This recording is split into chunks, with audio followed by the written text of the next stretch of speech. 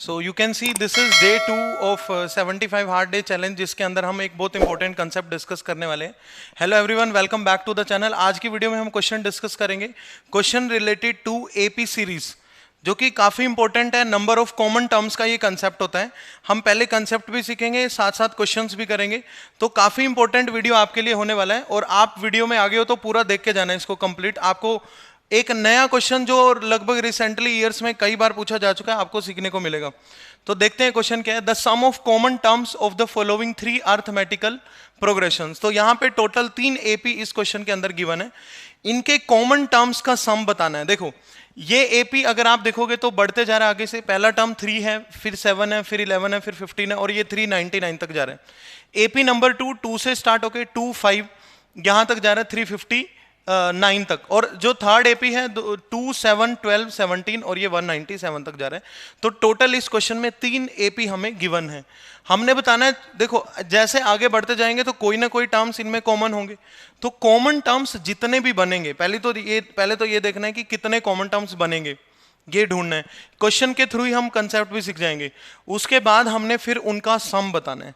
ठीक है, तो अगर आपने ये क्वेश्चन पहली बार आपके सामने आया तो बिल्कुल ध्यान से समझना कि 3 एपी में कॉमन टर्म्स कैसे ढूंढे जाते हैं। सबसे पहले हम फर्स्ट एपी का डी लिखेंगे, और उस डी को मैं बोलूंगा D1। लेट अस सपोज इस एपी का जो कॉमन डिफरेंस है दैट इज D1, और D1 का वैल्यू यहां पे अगर आप देखोगे तो 4 बन रहा है। और जो दूसरा एपी है उसका कॉमन डिफरेंस मैं लेट करूंगा D2। D2 अगर आप चेक करोगे तो 5 - 2 यानी 3 है। और जो तीसरा एपी है उसका कॉमन डिफरेंस मैं लेट कर रहा हूं D3, और वो जो बनेगा वो 5 बनेगा। अब आपने यहां पे एक प्रॉपर्टी समझना है ध्यान से। अगर हम कॉमन टर्म्स में सीक्वेंस बना रहे हैं और एपी के कॉमन टर्म्स है, तो डेफिनेटली कॉमन टर्म्स में भी एक एपी ही बनने वाला है।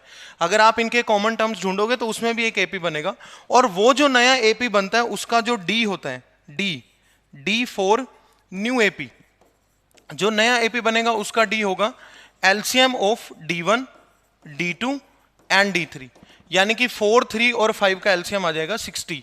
जो नया एपी है उसका कॉमन डिफरेंस, पहली बात तो एपी ही बनेगा, ये आपने समझना है। एपी क्यों बनेगा भाई? अगर आप 3 एपी के या 2 एपी के कॉमन टर्म्स ढूंढोगे तो हमेशा आपको एपी मिलेगा। एलसीएम क्या बनेगा? उन तीनों कॉमन डिफरेंस का एलसीएम नए एपी का एलसीएम, नए एपी का कॉमन डिफरेंस बन जाएगा, दैट इज 60। तो नए एपी का कॉमन डिफरेंस कितना है? 60 है। अब आपने कैसे भी करके एफर्ट्स लगा के इसका फर्स्ट कॉमन टर्म ढूंढना है, और वो उस केस में आपको तीनों के टर्म्स आगे फर्दर कंटिन्यू करने पड़ेंगे।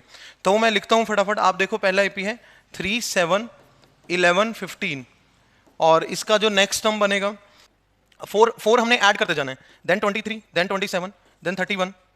ठीक, अब कहां तक जाएंगे? अगली एपी के कुछ टर्म्स लिख लेते हैं। ये जा रहा है 399 तक।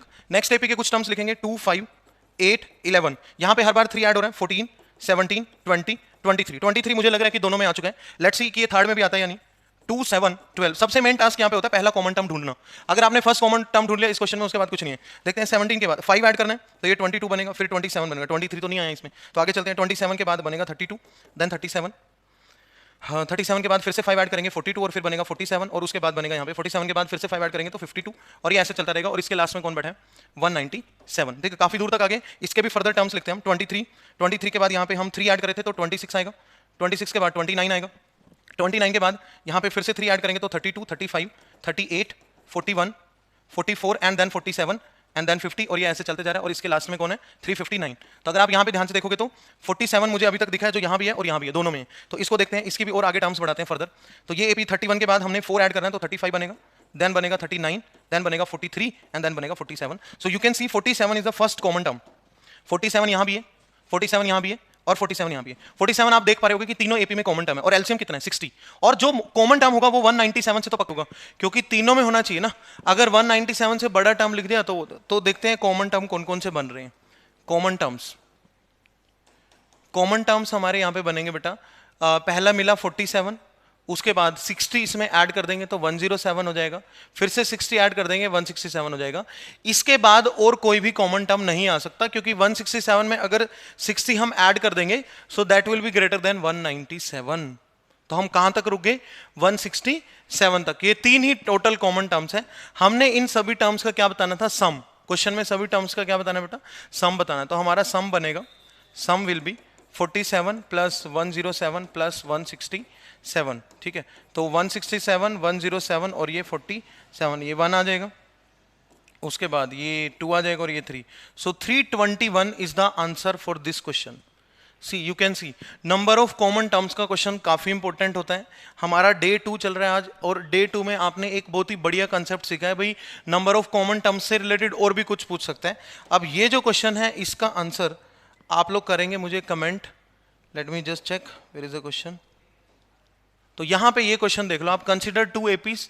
S1 है 2, 7, 12, 17, 500 टर्म्स तक जा रहा है। S2 है 1, 8, 15, 22, 300 टर्म्स तक जा रहा है। नंबर ऑफ कॉमन टर्म्स बताने हैं। पहले फर्स्ट कॉमन टर्म ढूंढो, उसके बाद एलसीएम निकालो, और फिर n का वैल्यू आपने निकाल के इसके अंदर, n इसके अंदर basically you have to find the value of n, और ये आंसर आपने कमेंट करना है। जिन बच्चों ने मन से कंसेप्ट सीखा है तो वो जरूर इसका आंसर कमेंट करेंगे। Thank you so much, keep learning.